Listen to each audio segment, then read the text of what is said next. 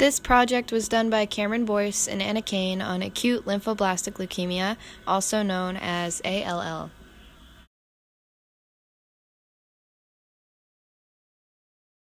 The introduction or thesis of this research project is as follows. Acute lymphoblastic leukemia, otherwise known as ALL, is a type of blood cancer. It affects millions of adults and children worldwide. Treatment of such a disease is both mentally and physically challenging.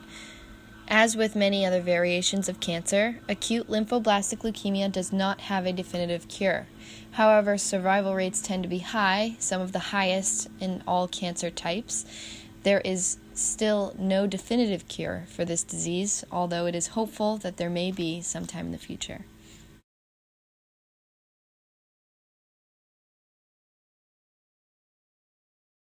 The topics of this research video will include: what is ALL? What are causes of it? What are the risk factors? What are the symptoms? What kinds of tests are used to detect ALL? What kinds of treatment are available to patients? What are the average statistics for ALL survival? And finally, what are the lasting effects after treatment, both mental and physical?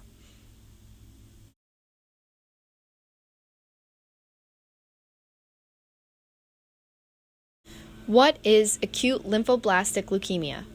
ALL is a type of blood cancer which specifically affects the white blood cells. White blood cells in the human body are responsible for fighting off infections. A patient with ALL will have too many immature white blood cells in their bone marrow, thus crowding out normal white blood cells. Bone marrow is the soft inner part of the bone. Since normal white blood cells combat infections, this directly affects the body's ability to effectively fight off a harmful infection. Furthermore, this cancer is described as rapidly growing. It can also affect red blood cells, white blood cells, and platelets. ALL is the most common type of cancer in children and the least common type of cancer within adults.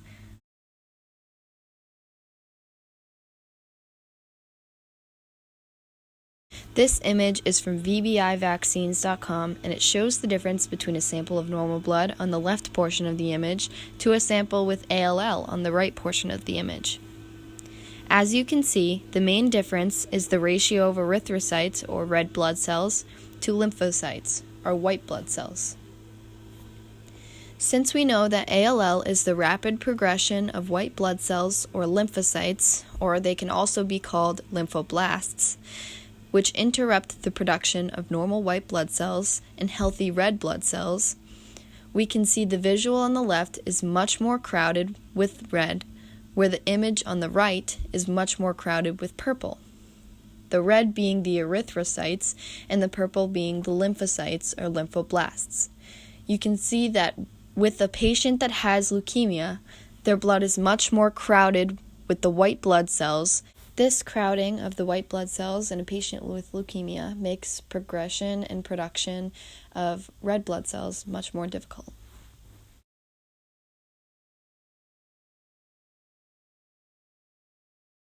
Causes of acute lymphoblastic leukemia will include the following: certain genetic conditions, such as Down syndrome; exposure to radiation, which includes X-rays before birth. Another cause is past treatment for cancer. This will include past use of chemotherapy drugs or also receiving a bone marrow transplant. Also, toxins such as benzene can cause ALL.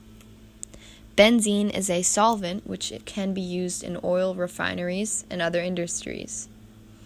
Benzene is present in cigarette smoke, certain cleaning products, detergents, and also paint strippers. Benzene can cause ALL, as can many other chemicals, which is why it is dangerous for patients and any children that are susceptible to the disease to be around such chemicals.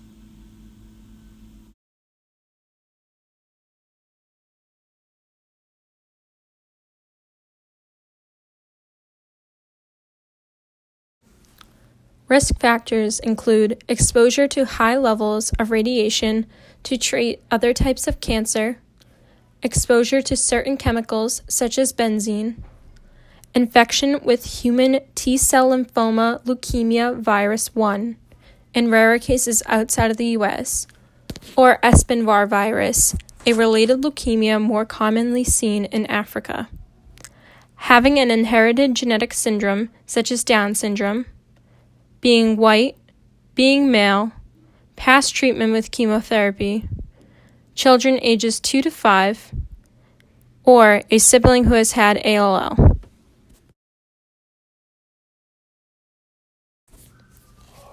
Symptoms of acute lymphoblastic leukemia include bone and joint pain, easy bruising and bleeding, such as bleeding gums, skin bleeding, nosebleeds, or abnormal periods, feeling weak or tired, loss of appetite and weight loss, paleness, pain, or the feeling of fullness below the ribs from an enlarged liver or spleen, pinpoint red spots on the skin, swollen lymph nodes on the neck, underarms, and groin, night sweats, trouble breathing, blurred vision, headaches, issues with balance.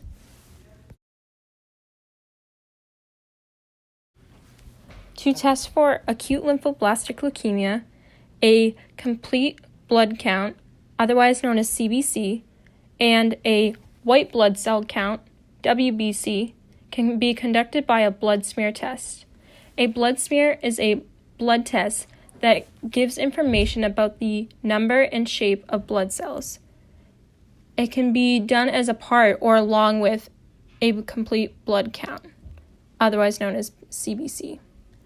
Other tests include platelet count, bone marrow biopsy, lumbar puncture, otherwise known as spinal tap, to check for leukemia cells in the spinal fluid, and changes in DNA inside the abnormal white blood cells.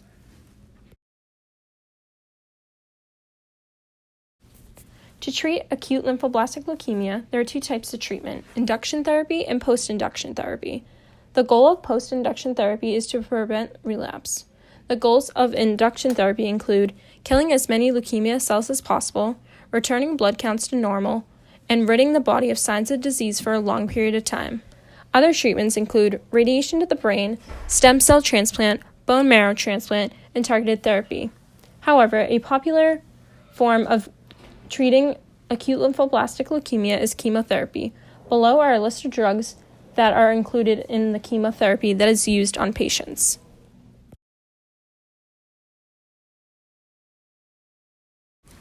Statistics of ALL are: new cases in 2018 is 5,960 patients. Percent of all new cancer cases of ALL is 0.3%. Estimated deaths in 2018 from ALL are 1,470 patients, and percentage of all cancer deaths of ALL is 0.2%.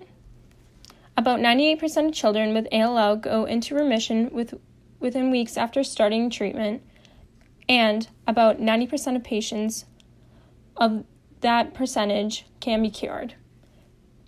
Patients are considered cured after 10 years in remission.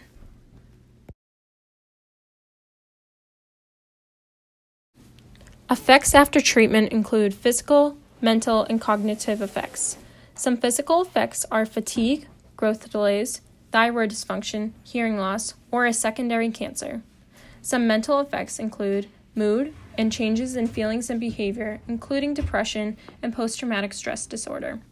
Some cognitive effects may include deficiencies in mathematics, spatial relationships, problem solving, attention span, reading, spelling, information processing, planning and organizing, concentration skills, and fine motor coordination.